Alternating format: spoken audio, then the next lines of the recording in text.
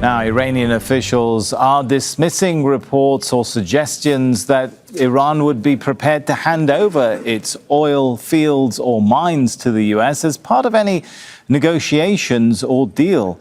The officials speaking to Al Jazeera said it's a mistake to assume talks with Washington will be 100% successful.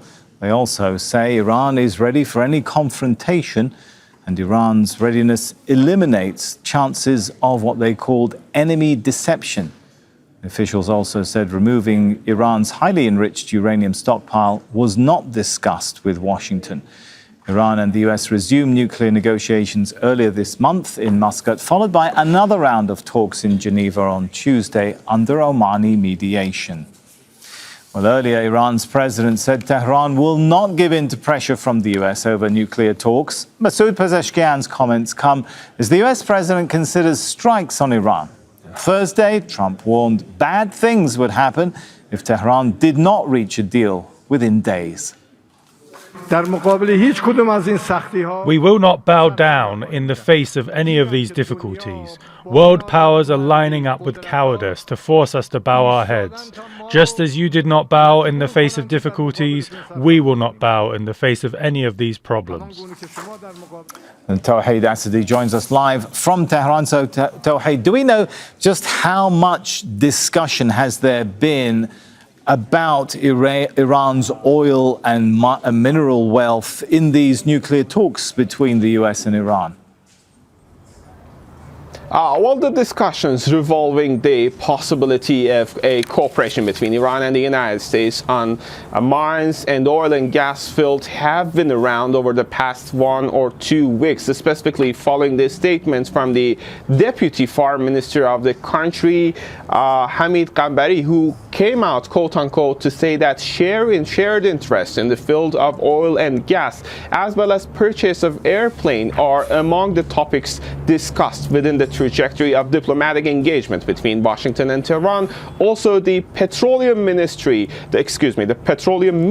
of the country had a similar statement regarding such a possibility, saying that he does not deny a potential cooperation, but whether or not such a potentiality could be operationalized remains to be seen. Meanwhile, we've got Iranian sources telling Al Jazeera today that it's just a matter of cooperation rather than handing over mines or other infrastructures of the country to the Americans. But all in all, we have to keep in mind that there are several key considerations. First of all, it's early to talk about any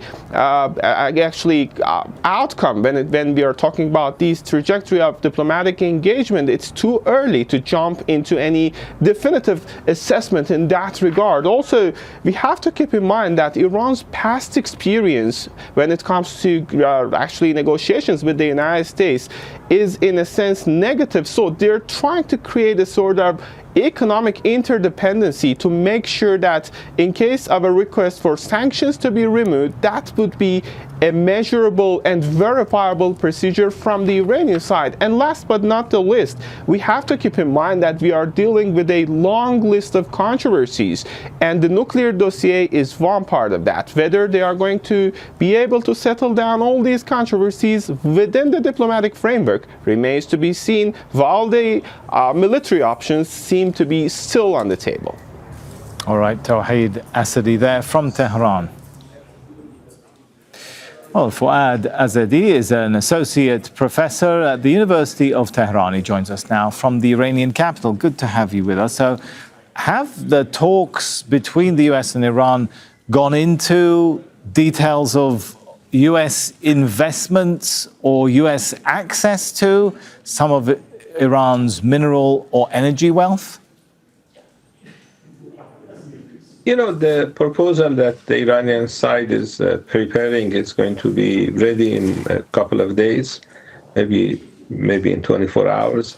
And the idea that the Iranian side had, at least some people in the executive branch of Iran, the Pezeshkian government, was to do something different from what these negotiations were all about.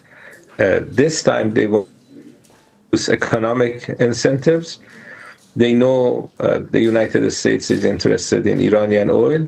This is why they had a coup in 1953, because the Mossadegh government at that time had nationalized Iranian oil. They are still interested in Iranian oil. We have American oil executives talking about returning to Iran. And they are not in Iran because of American sanctions. The limitation is not on the Iranian side. It's the US Congress that doesn't allow them to do that. So yes, economic incentives are part of the Iranian strategy to see whether they can get a deal out of Trump, given the fact that the Trump administration is interested in these type of exchanges, at least in other countries. Right. One wonders whether incentives are working. U.S. Envoy Steve Witkoff has been saying that the U.S. president has been questioning why Iran hasn't capitulated. Does that indicate that maybe the U.S. might feel it needs to make a more, well, let's call it a demonstration of force by launching some kind of limited attack on Iran? Mr. Witkoff is not apparently familiar with the Iranian psyche. There is this culture of resistance here. They have been resisting the United States since the 1953 coup, especially after the revolution in 1979. He's a businessman. He knows New York real estate. He really doesn't know much about Iran, it seems. And by attacking Iran, making the same policy that they had in June, I think they are going to see a different Iran. Iranian officials have decided to respond in a much more forceful manner. I think the numbers that we are hearing is at least 500 American soldiers. This is what Iranian military officials have been instructed to get if the country is attacked again. The idea is to make sure that attacking Iran is not cost-free. How does that fit in with the letter that Iran sent to the United Nations Security Council on Friday, saying any retaliation by Iran would be that Iran would respond proportionately to any US attack? Does that not indicate that if there is only an initial limited, what the US is calling limited attack on Iran, that might prompt also a more limited and measured Iranian response? Last time Iran lost over 1,200 civilians, lost a good number of military leaders and nuclear scientists. So if they want, and how many Americans were killed? 0, it seems. This is the reporting, at least from Washington. So if you want to be proportionate, you need to remember what happened last time. And this time, they are going to get at least the same number as the number of people they lost. And this is going to be proportionate. So you can respond in a much more forceful way and be proportionate at the same time. All right. Thank you, Fuad Izadi, there, Associate Professor from the University of Tehran.